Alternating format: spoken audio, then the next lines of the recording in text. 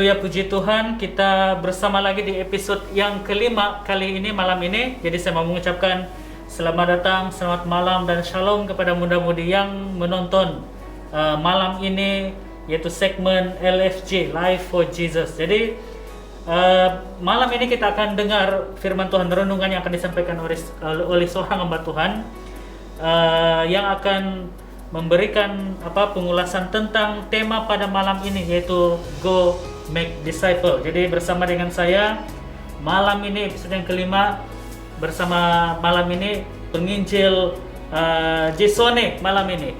Penginjil Jesone, shalom. Shalom. Jadi terima kasih karena bersama pada malam ini bersama dengan muda-mudi. Malam ini kita akan dengar satu tema yang saya diberikan oleh Jesone, yaitu Go Make Disciple. Jadi akan dijelaskan lebih dalam lagi tentang tema ini. Apapun jangan dulu kemana-mana, kita akan dengar penjelasan tentang tema ini lebih dalam. Jangan kemana-mana, tetap di channel ini, kembali selepas iklan ini. Tuhan memberkati.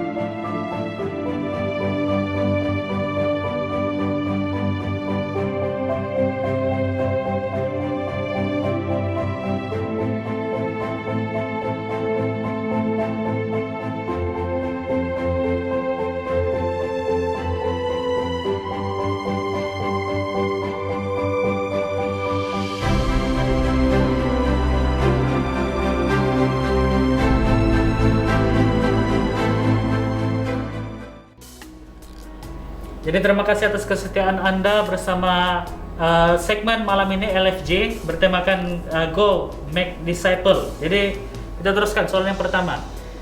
Jesone, apakah pandangan dari kamu berkaitan dengan pernyataan tema ini, Go Make Disciple? Oke, terima kasih untuk penginjil Colin sebagai host pada malam ini. Jadi sebenarnya kalau kita melihat pernyataan Go Make Disciple ini adalah satu pernyataan dari perkataan Yesus Kristus yang boleh kita lihat di dalam Alkitab, dalam Injil Matius pasal 28 ayat 19. Dikatakan di sana, Yesus berkata kepada muridnya, "Pergilah, jadikanlah semua bangsa muridku, baptislah mereka dalam nama Bapa dan Anak dan Roh Kudus. Ini adalah satu perkataan dari Yesus ditujukan kepada semua orang. Dan sama juga perkataannya, sama maksudnya perkataan Yesus seperti ini boleh kita lihat di dalam Markus pasal 16 ayat 15. Dan ada satu sebutan yang sangat dikenali oleh kebanyakan orang berkaitan dengan pernyataan Go Make Disciple, yaitu amanat agung Tuhan. Jadi sangat penting, satu perkara yang penting di sini adalah amanat agung Tuhan ini ditujukan kepada semua orang. Maksudnya itu termasuklah kanak-kanak, dewasa, dan sudah tentunya kepada muda-mudi. Dan itu harus dilakukan oleh semua orang, ditujukan kepada semua orang. Dan di dalam pernyataan ini, amanat agung Tuhan ini itu menunjukkan satu sasaran dan tugas yang perlu dilakukan. Maksudnya sasaran di sini kita itu boleh lihat di dalam Injil sebentar tadi. Yesus berkata, pergilah. Artinya pergilah kepada semua orang, kepada semua bangsa. Itu adalah sasaran. Dan yang kedua adalah tugas, tanggung jawab. Dikatakan di sana, jadikanlah mereka bangsaku, muridku. Itu adalah satu tugas, satu tanggung jawab yang harus dilakukan oleh setiap orang. Oke, kita teruskan soalan yang seterusnya. Ini yang kedua. Jason, coba jelaskan beberapa hal yang boleh dikatakan sebagai satu renungan kepada muda-mudi yang menonton malam ini tentang tema ini malam ini. Episode yang kelima, yaitu Go Make Disciple. Silakan. Ya, terima kasih penginjil Colin. Jadi ada dua perkara yang saya ingin katakan sebagai renungan untuk muda-mudi pada malam inilah. Yang pertama berkaitan dengan Go Make Disciple ini. Renungan yang pertama dan juga sebagai satu dorongan kepada semua muda-mudi, Go Make Disciple adalah tanggung jawab semua orang, siapapun kita. Saya sudah katakan dari awal sebentar tadi bahwa Go Make Disciple, pernyataan ini ditujukan kepada semua orang. Jadi Go Make Disciple adalah tanggung jawab semua orang, khususnya untuk para muda-mudi. Tidak kiralah sama ada muda-mudi itu sudah bekerja ataupun masih belajar dimanapun mereka berada. Oke, yang kedua, renungan yang kedua daripada pernyataan ini, dimanapun kita berada. Yang kedua, dimanapun kita berada, kita memberitakan Injil. Artinya, kepada pelajar ataupun muda-mudi yang masih belajar, Anda boleh memberitakan Injil ketika Anda berada di sekolah, ataupun ketika Anda bersama-sama dengan rekan Anda, ataupun orang di sekitar Anda. Bagi muda-mudi yang sudah bekerja di dalam alam pekerjaan, Anda boleh memberitakan Injil di tempat kerja Anda. Dan siapapun Anda temui, Anda boleh beritakan Injil. Beritahu mereka tentang Yesus Kristus, siapa Yesus Kristus, dan apa yang Yesus Kristus lakukan untuk kita manusia. Jadi saya masih teringat ketika saya masih bersekolah, saya melanjutkan pelajaran saya di Senakan. Saya itu dikelilingi dengan orang yang tidak seiman dengan saya. Ada ramai rekan saya tetapi tidak seiman dengan saya, dan mereka tertarik untuk bertanya soalan kepada saya tentang iman Kristen. Jadi saya pun memberikan penjelasan kepada mereka. Ada juga yang bertanya tentang isi Alkitab, apa yang dikatakan tentang Alkitab, dan saya jelaskan kepada mereka. Dan ada juga rekan saya yang bertanya tentang iman Kristen, terutama sekali tentang Tritunggal. Persoalan yang sering ditanya kepada saya, mereka tanya, kenapa kamu percaya 3 Allah? Seperti itu. Dan saya jelaskan kepada mereka.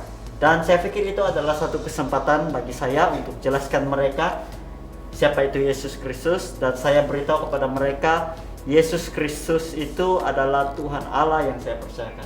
Nah, itu adalah kesempatan saya beritakan Injil. Jadi apa yang saya ingin sampaikan di sini adalah dimanapun Anda berada, sama seperti saya, dimanapun saya berada, saya masih bersekolah, tapi saya tetap memberitakan Injil. Karena itu adalah tanggung jawab yang saya perlu lakukan. Dan ini juga harus disampaikan kepada muda-mudi yang bersama-sama dengan kita pada malam ini. Nah, go make disciple dimanapun Anda berada, di kerjaya ataupun masa masih bersekolah. Saya pikir itu semuanya itu ladang di mana kamu boleh terapkan tema ini, gitu. Go make disciple. Oke. Soalan yang seterusnya daripada 12 murid Yesus. 12 murid Yesus. Siapakah murid Yesus yang lebih menginspirasikan Jason? Jadi secara pribadi saya ada pribadi di dalam 12 murid Yesus yang menginspirasikan saya.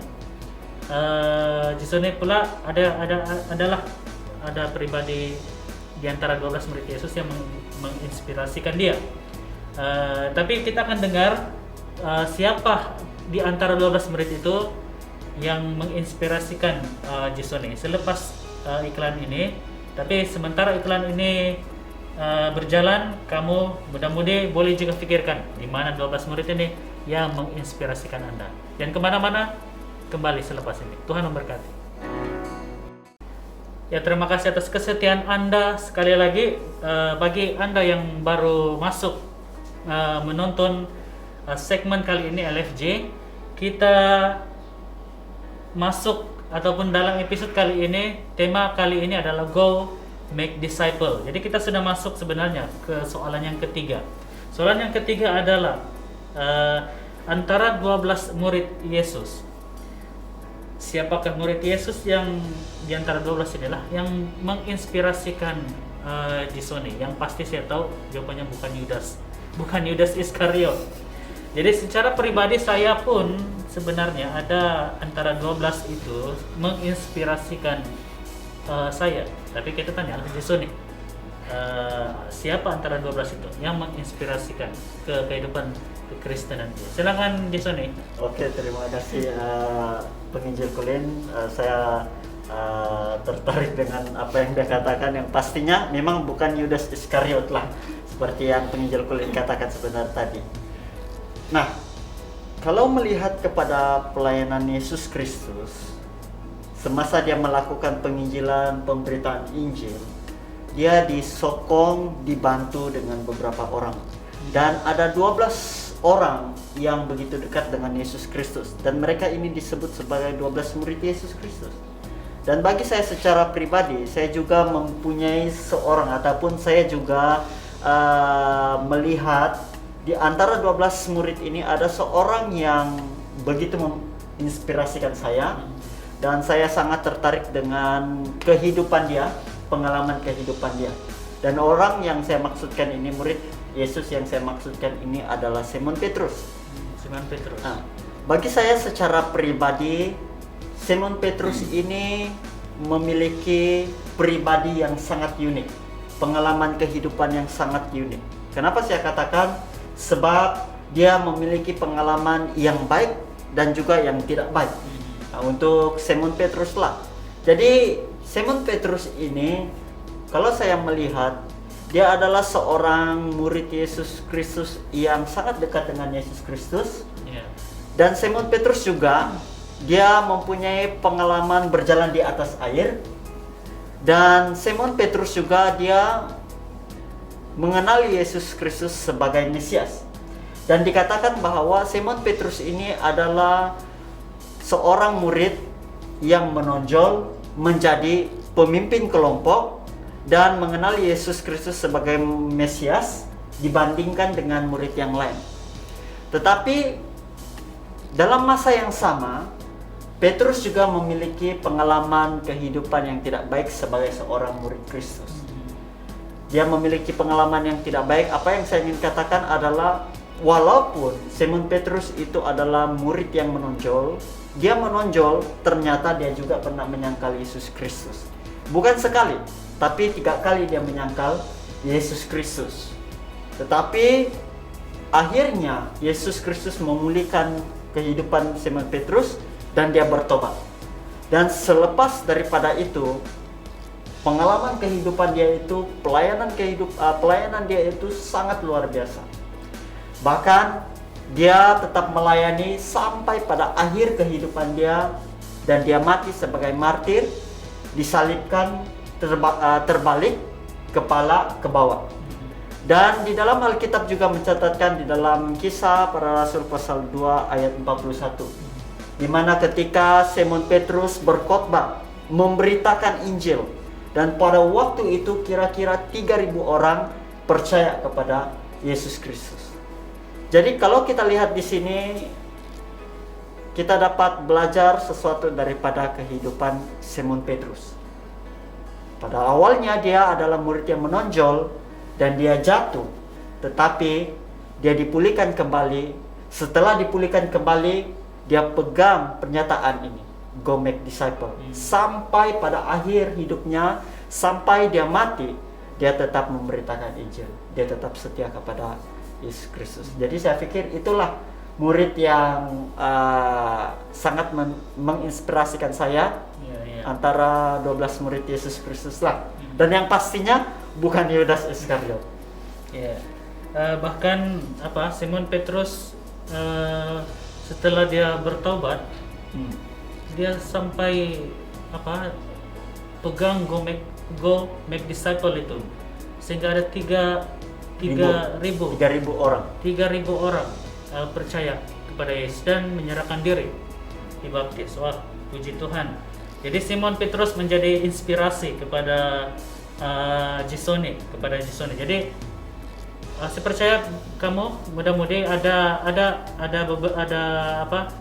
di antara 12 murid ini yang menjadi inspirasi kepada kamu. Ada alasan kamu yang tersendiri kenapa kamu menjadikan murid antara 12 ini yang kamu pilih itu menginspirasikan kehidupan kekristenan kamu.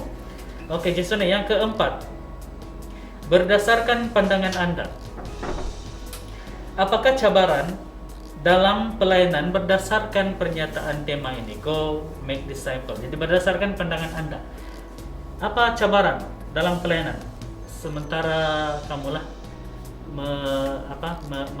menjalankan ataupun menunaikan tema ini, yaitu go make disciple? Apa cabaran yang kamu ataupun yang ada dalam inilah go make disciple?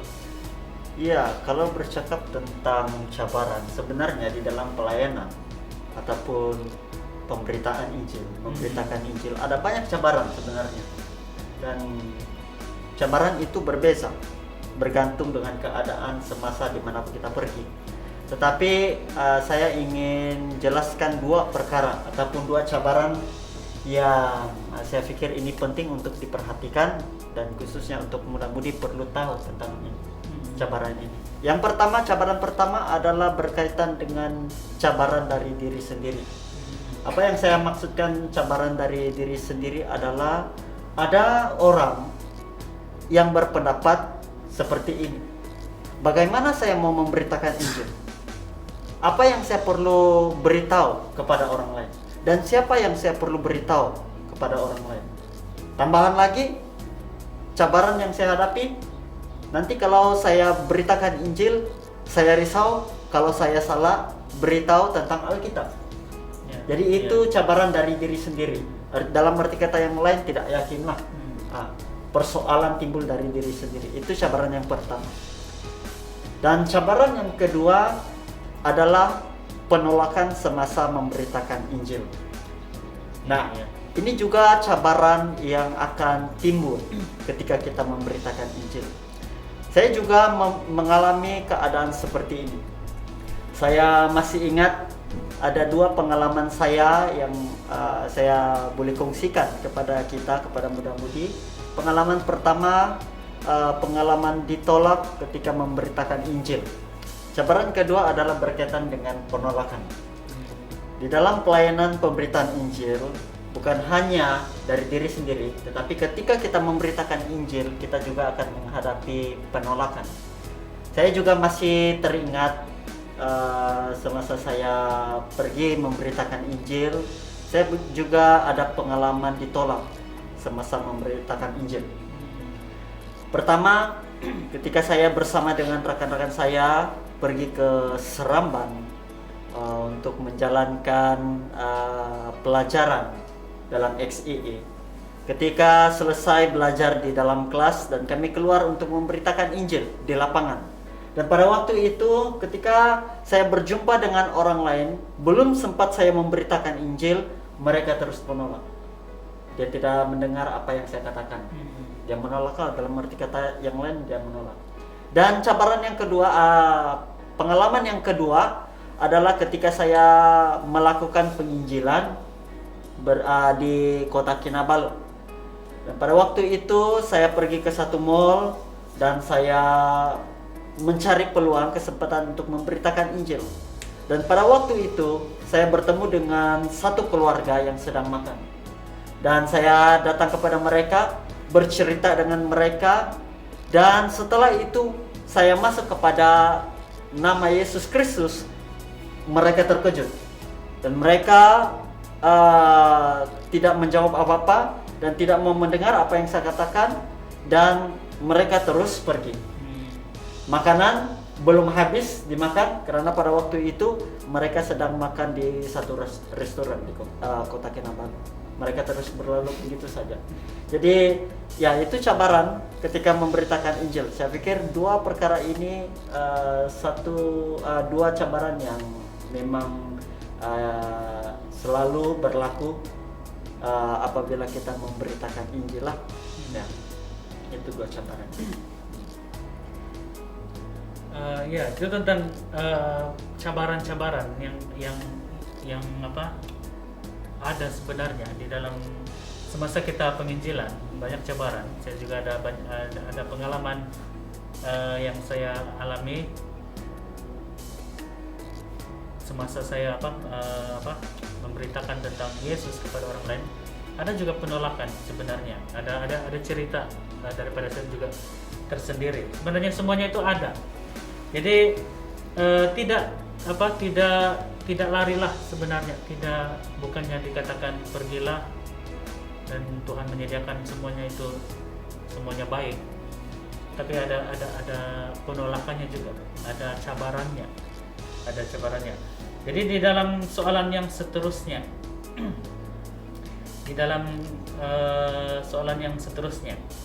kita sudah mendengar respon tentang cabaran semasa memberitakan Injil.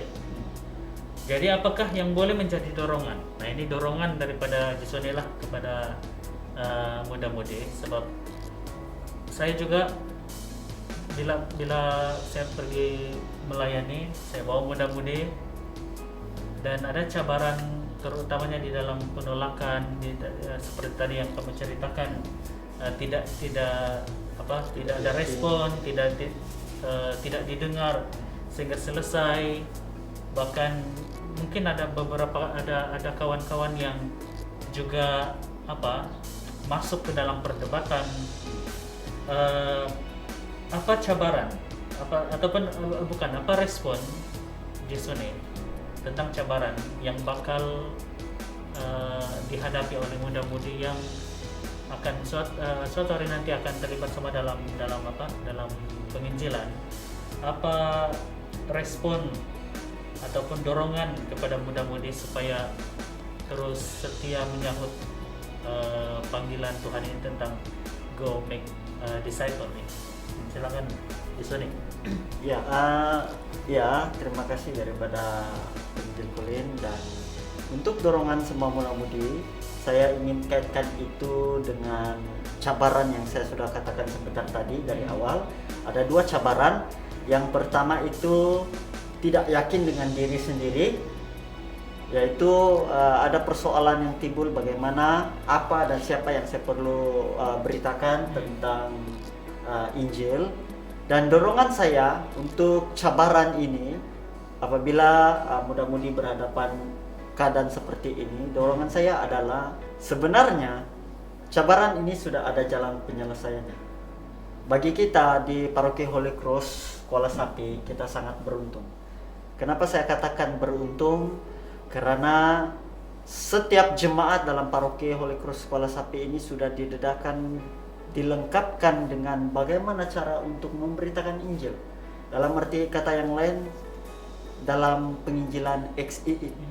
Jadi pihak gereja, khususnya Rektor Reverend Juni, telah mengajar kita, melengkapkan kita bagaimana untuk memberitakan Injil melalui XDA.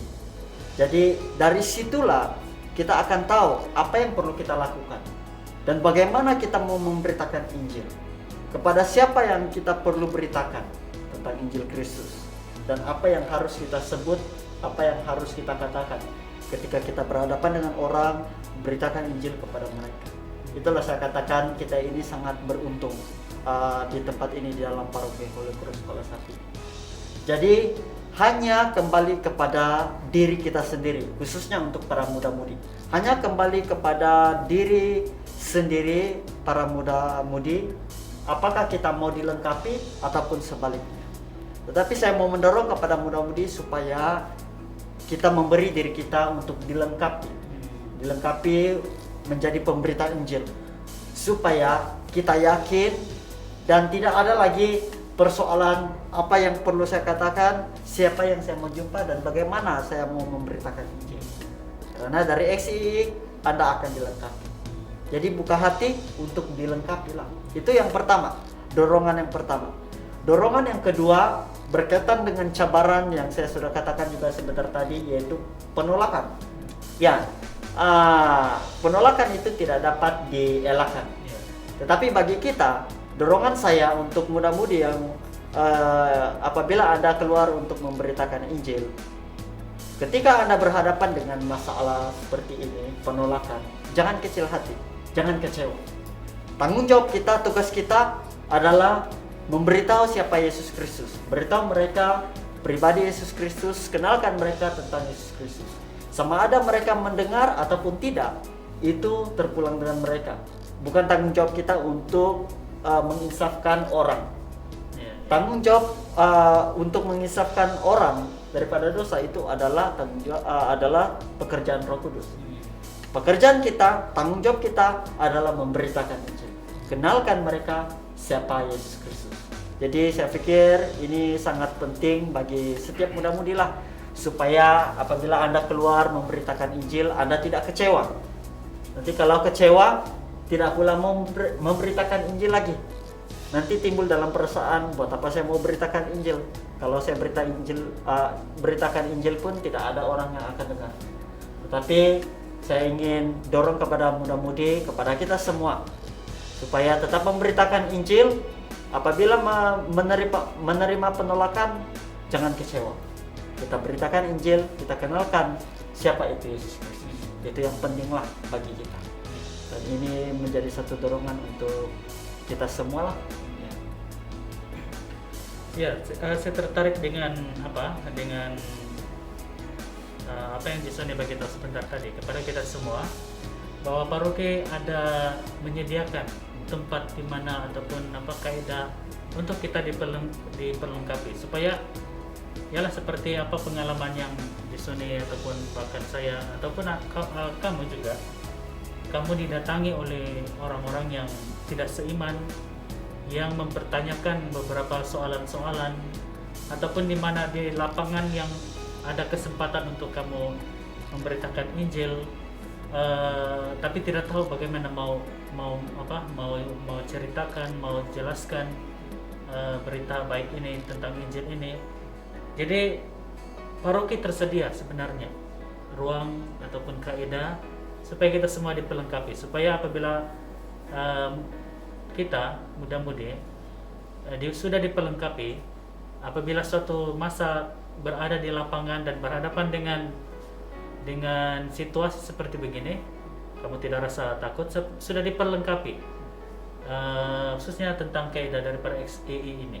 Sangat senang untuk menyampaikan berita baik, bahkan orang lain rasa tertarik dengan beberapa adalah nanti saya mau mengajak muda-mudi untuk terlibat sama dalam XI di semester yang akan datang, supaya kalau bukan di masa kamu bersekolah, tapi mungkin di masa kerjaya Anda suatu hari nanti, kamu sudah diperlengkapi dan merasa tidak takut lagi untuk memberitakan. Ingat, seperti apa yang Jason bagi tahu sebentar tadi, kita cuma menjelaskan, menyampaikan berita baik ini. kepada mereka soal tentang tentang pertobatan, Menginsafkan yang orang. menginsafkan orang tentang dosanya. Itu semuanya adalah pekerjaan daripada Roh Tuhan, pekerjaan Tuhan sendiri. Jadi kita bersyukur atas kesempatan malam ini. Go make disciple, dimanapun Anda berada, di sekolah, di keluarga, Ya, gitu, di di keluarga. keluarga, ataupun di tempat pekerjaan Anda. Go make disciple, jadikan semua bangsa muridku. Ingat, kita beritakan berita baik ini, tapi Tuhan yang akan menjelaskan lebih dalam di dalam hati mereka. Jadi sebelum kita berpisah, saya mintalah Yesoni untuk mendoakan pelayanan muda-mudi, mendoakan muda-mudi yang menonton malam ini supaya bersiap untuk pegang amanat agung Tuhan ini, yaitu jadikanlah semua bangsa muridku. Go make disciple dimanapun Anda berada. Jadi silakan Yesoni doakan muda-mudi yang menonton malam ini serta pelayanan muda-mudi. Silakan. Jadi mari kita berdoa. Saya berdoa untuk setiap muda-mudi yang bersama-sama dengan kita dimanapun Anda berada. Saya berdoa supaya kita terus bersiap untuk dipakai menjadi alat Tuhan. Amin. Dan kita bersiap untuk memberitakan Injil kepada orang lain. Mari kita berdoa. Tuhan Allah Bapa kami yang di syurga, kami bersyukur karena Engkau Allah yang setia. Amin. Dan kami bersyukur Engkau telah memanggil kami menjadi alat Tuhan, menjadi orang yang dipakai untuk memberitakan Injil. Terima kasih Tuhan, karena Engkau telah menyatakan kepada kami apa yang harus kami lakukan sebagai orang percaya. Oleh itu kami berdoa. Saya berdoa khususnya untuk semua muda-mudi yang ada bersama pada malam ini. Kami berdoa ya Bapa, supaya Engkau terus mempersiapkan hati kami untuk melaksanakan amanat agung Tuhan dimanapun kami berada. Tuhan akan memakai kami menjadi pemberita Injil. Kami berdoa ya Bapa, supaya apapun cabaran yang kami hadapi, terutama sekali untuk muda-mudi, ketika mereka memberitakan Injil, kami tahu Engkau ada memberikan kekuatan, memberikan semangat kepada kami untuk tetap setia memberitakan Injil. Terima kasih Tuhan.